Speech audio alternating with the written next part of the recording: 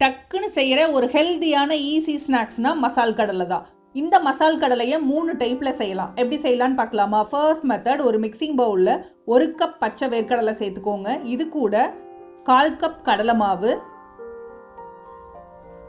1/2 spoon மல்லித்தூள், 1/4 spoon சீரகத்தூள், 1/4 spoon garam masala, தேவையான அளவு உப்பு, காரத்துக்கு தகுந்த மாதிரி மிளகாத்தூள், 1/4 ஸ்பூன் மஞ்சத்தூள், 1/2 ஸ்பூன் இஞ்சி பூண்டு பேஸ்ட் சேர்த்துட்டு ஒன்ஸ் நல்லா மிக்ஸ் பண்ணிடலாம். லைட்டாக தண்ணி தெளித்து இந்த மாதிரி கலந்து வச்சுருங்க. அடுத்து பொரிக்கிறதுக்கு தேவையான எண்ணெயை சூடு பண்ணி மீடியம் ஃப்ளேமில் வச்சு இந்த மாதிரி உதிரி உதிரியாக போட்டுக்கலாம். டக்குன்னு வெந்து வந்துடும். ஒரு சைடு வெந்ததும் நம்ம திருப்பி போட்டு வேக வைக்கலாம். இப்போ 2 சைடு வெந்ததும் வெளியே எடுத்துடலாம். இப்போ ஸ்டவ் ஆஃப் பண்ணிவிட்டு ஒரு கொத்து கருவேப்பிலையை பொரித்து உள்ளே சேர்த்து கலந்து விட்டோம்னா சூப்பரான மசால் கடலை ரெடி. அடுத்த மெத்தட், ராகி மசால் கடலை. இதுக்கு ஒரு மிக்சிங் பவுலில் 1/2 கப் பச்சை வேர்க்கடலை சேர்த்துக்கலாம். இதுக்கு 1 டேபிள் ஸ்பூன் ராகி மாவு, 1 ஸ்பூன் அரிசி மாவு, தேவையான அளவு உப்பு, 1/4 ஸ்பூன் சோம்பு,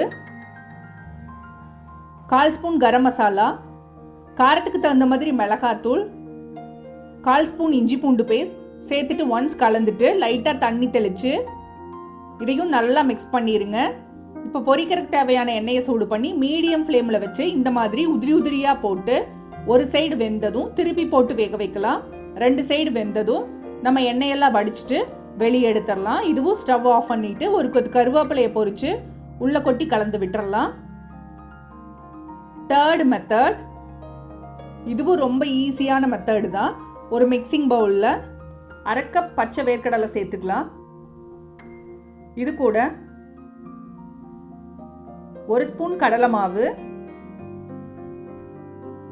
1 ஸ்பூன் அரிசி மாவு, தேவையான அளவு உப்பு, கொஞ்சமாக பெருங்காயத்தூள்,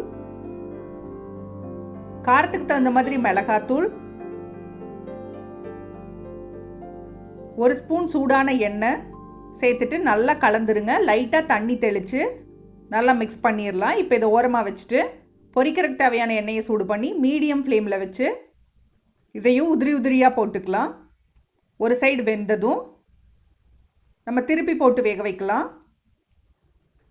2 சைடு வெந்ததும் எண்ணெயெல்லாம் வடிச்சிட்டு வெளியே எடுத்துடலாம். இப்போ ஒரு கொத்து கருவேப்பிலை, 2 பூண்டு தட்டி சேர்த்து ஸ்டவ் ஆஃப் பண்ணிவிட்டு எண்ணெயில் பொரிச்சு எடுத்து நம்ம கலந்து விட்டுக்கலாம். இப்போ பார்த்தீங்கன்னா செம்ம சூப்பரான மசால் கடலை ரெடி. இந்த 3 மெத்தடுமே ட்ரை பண்ணி பாருங்கள். 6 சுவைகளும் சங்கமிக்கட்டும் அனைவரது இல்லங்களிலும்.